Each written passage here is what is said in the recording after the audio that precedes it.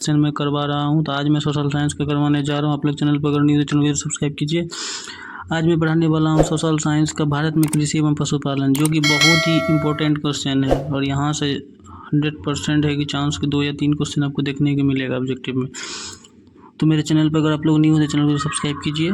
और new channel है, ये मत सोचिए कि न्यू चैनल है तो आप लोग ही इसको बड़ा बना सकते हैं अगर आप लोग चाहिएगा तो। अगर नहीं चाहिएगा तो फिर जहाँ वहीं रह जाएंगे। इसके लिए आप लोग मेरे चैनल को सब्सक्राइब कीजिए। देखिए, आज मैं पढ़ा रहा हूँ भारत में कृषि एवं पशुपालन। भारत कृषि प्रधान राष्ट्र है, ये आपको भी पता है।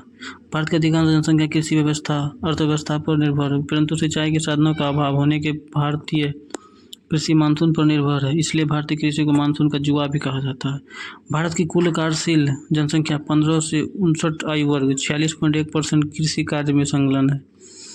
भारत प्रथम कृषि मंत्री अंतरिम सरकार डॉक्टर राजेंद्र प्रसाद। चुनी हुई सरकार के प्रथम कृषि मंत्री पंजाब राव देशमुख। संविधान के अनुसार कृषि का विषय राष्ट्र सूची का विषय है, जबकि राष्ट्रीय कृषक आयोग के अनुसार इसे समवर्ती सूची में सम्मिलित करने की अनुशंसा की गई।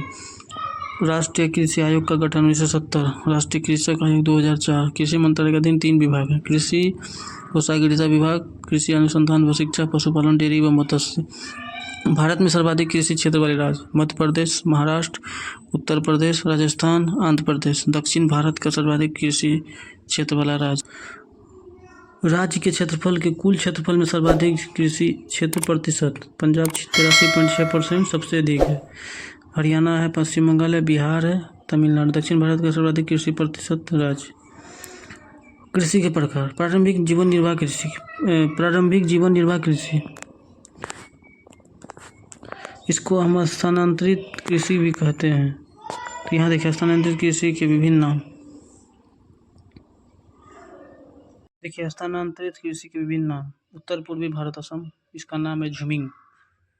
दक्षिण राजस्थान वालड़ा, दाजिया तथा चिमाता। झारखंड में है कुड़ुआ, उड़ीसा में है पामादाबी, कोमान, बारिंगा। मध्य प्रदेश में बेबर, दहिया, पेड़ा। केरल में है पोनम। मणिपुर में है पामलू। हिमाचल क्षेत्र में खील।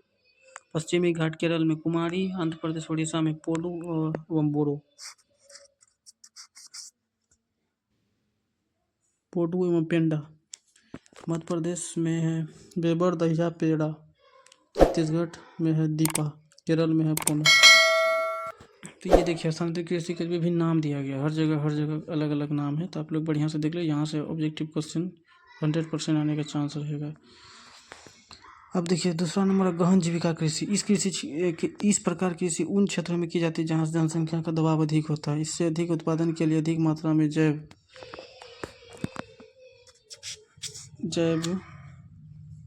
रासायनिक निवेशों और सिंचाई का प्रयोग होता है। स्वामित्व विरासत के अधिकार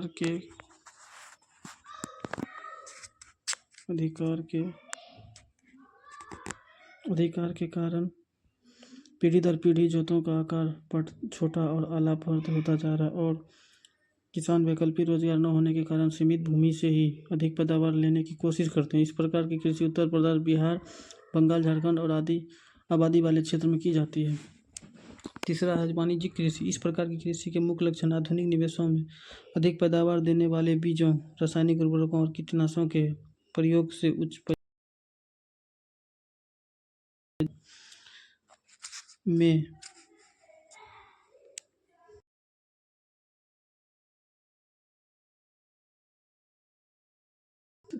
अब इसका चौथा है रोपण कृषि। रोपण कृषि वाणिज्यिक कृषि का ही एक रूप है।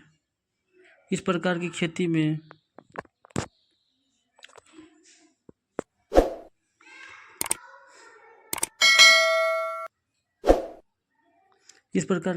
में लंबे चौड़े क्षेत्र में फसल बोई जाती है। यह उद्योग और कृषि के बीच अंतरपृष्ठ है। इसमें अत्यधिक पूंजी एवं तथा श्रमिकों की आवश्यकता होती है। भारत में चाय, चावल, कॉफी, रबर, गन्ना, केला आदि इत्यादि महत्वपूर्ण रोपण फसल है। असम और उत्तरी बंगाल में चाय, कर्नाटक में कॉफी वहाँ की मुख्य रोपण फसल है। बागानी कृषि, वर्षा प्रधान खेती की बागानी कृषि कहते हैं। भारत की 70% कृषि बागानी कृषि की श्रेणी में आती है। कृषि वानिकी, पेड़ों की कतारों के मध्य फसलें उगाना। ट्रक फार्मिंग, केवल सब्जियों की खेती को ट्रक फार्मिंग कहते हैं। आर्द्र भूमि कृषि, दलदल भूमियों में की जाने वाली कृषि को आर्द्र भूमि कृषि के जैसे चावल। शुष्क कृषि, 11 सेंटीमीटर से कम वर्षा वाले क्षेत्र में की जाने वाली कृषि। शस्य प्रारूप, भारत में भौतिकी विविधता और संस्कृति के आधार पर यह विभिन्न कृषि पद्धतियों का शस्य प्रारूप पाए जाते हैं। भारत में 3 प्रकार के शस्य पद्धतियाँ पाई जाती है: रबी, खरीफ और जायद। रबी फसलों को शीत ऋतु में अक्टूबर से नवंबर में बोया जाता है और ग्रीष्म ऋतु में मार्च से अप्रैल के मध्य काटा जाता है। गेहूँ, जौ, चना, मटर, मसूर और सरसों कुछ मुख्य रबी फसलें हैं। यद्यपि ये फसलें देश के विस्तृत भाग में बोई जाती हैं। उत्तर और उत्तर पश्चिम राज्य जैसे पंजाब, हरियाणा, हिमाचल प्रदेश, उत्तराखंड और उत्तर प्रदेश में रबी फसलों का उत्पादन मुख्य है। शीत ऋतु में पश्चिमी वृक्षों से होने वाली वर्षा इसके लिए लाभकारी होती है। हरित क्रांति में भी इन फसलों का महत्वपूर्ण योगदान रहा है। खरीफ फसलें देश के विभिन्न भागों में मानसून के आगमन जून जुलाई के साथ बोई जाती है और सितंबर अक्टूबर में काट ली जाती है। इस ऋतु में बोई जाने वाली फसलों में चावल, मक्का, बाजरा, तुअर, मूंग, उड़द, ज्वार, कपास, जूट, मूंगफली, अरहर, रागी और सोयाबीन शामिल है। इस फसलों को उगाने में उड़ीसा, तमिलनाडु, तेलंगाना, महाराष्ट्र, आंध्र प्रदेश, केरल अग्रणी राज्य है। नोट: तिल एवं जौ उत्तर भारत में खरीफ की फसल और दक्षिण भारत में रबी की फसल है। चावल को दक्षिण भारत में पूरे वर्ष में हर ऋतु में उगाया जाता है। जायद, रबी और खरीफ फसल ऋतुओं के मध्य मार्च से जून बोई जाने वाली फसलों को जायद फसल कहा है। जैसे जायद फसल ऋतु में मुख्यतः तरबूज, खरबूजे, खीरे, सब्जियां और चारे की फसलों की खेती की जाती है। एक वर्षीय फसलें, ये फसलें अपना जीवन चक्र 1 वर्ष या इससे कम समय में पूरा कर, जैसे धान, गेहूँ, जौ, चना, सोयाबीन आदि। द्विफसलीय फसलें, ऐसे पौधे पहले वर्ष तक अपने वानस्पतिक वृद्धि करती है और दूसरे वर्ष उनके फूल और बीज बनते हैं, तो वे अपना जीवन चक्र 2 वर्ष में पूरा करते हैं, जैसे चुकंदर। बहुवर्षीय फसलें, ये ऐसे पौधे अनेक वर्षों तक जीवित रहते हैं। इनके जीवन चक्र में प्रति वर्ष या 1 वर्ष के अंतराल पर फूल और फल आते हैं, जैसे लूसर्न, गन्ना, नेपियर घास आदि। हरी खाद की फसलें, इसके लिए फलीदार फसलें अधिक उपयुक्त होती है, जैसे सनई, ढैंचा, मूंग आदि। भूमि संरक्षण फसलें, ये फसलें अत्यधिक वृद्धि के कारण भूमि को ढक लेती है, जिससे हवा तथा वर्षा से होने वाले कटाव से भूमि की रक्षा करती है, जैसे सोयाबीन, मूंग, लोबिया आदि। नकदी फसलें, यह धन कमाने वाली फसलों के नाम से जाना जाता है, जैसे गन्ना, आलू, तंबाकू, सोयाबीन।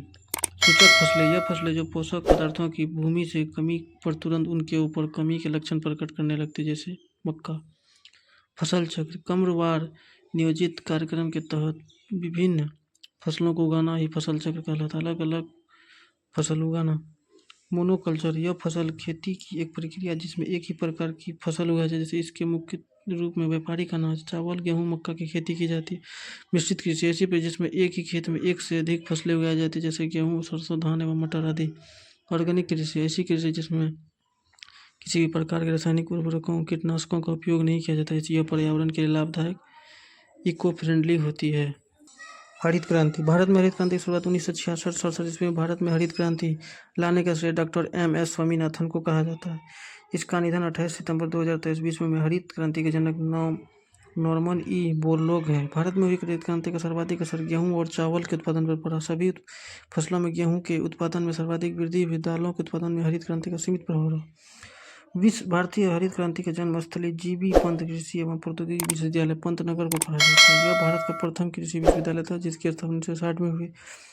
भारत में हरित क्रांति के दौरान मेक्सिको से आयोजित गेहूं के HYV बीज तथा फिलीपींस से आयातित चावल के HYV बीज का प्रयोग किया गया। भारत में हरित क्रांति पंजाब, हरियाणा और पश्चिमी उत्तर प्रदेश में अधिक सफल रही। भारत विश्व का सबसे बड़ा दलहन, जूट, आम, केला, मसाला उत्पादक देश है। विभिन्न कृषि क्रांति, हरित क्रांति खाद्यान्न फसल, सुनहरी क्रांति फल उत्पादन, भूरी क्रांति उर्वरक उत्पादन, नीली क्रांति उत्पादन, लाल क्रांति टमाटर उत्पादन, काली क्रांति कच्चा तेल उत्पादन, खाकी क्रांति चमड़ा, कोको, मीठी स्वर्ण क्रांति शहद उत्पादन, सिल्वर फाइबर क्रांति कपास उत्पादन, श्वेत क्रांति दुग्ध उत्पादन, नीली क्रांति मछली उत्पादन, रजत क्रांति अंडा उत्पादन, कृष्ण क्रांति बायोडीजल उत्पादन, गुलाबी क्रांति झींगा मछली उत्पादन, अमृत क्रांति नदी जोड़ो परियोजना, स्वर्ण क्रांति बागवानी, गोल्ड क्रांति आलू उत्पादन, गोल्डन फाइबर क्रांति जूट उत्पादन।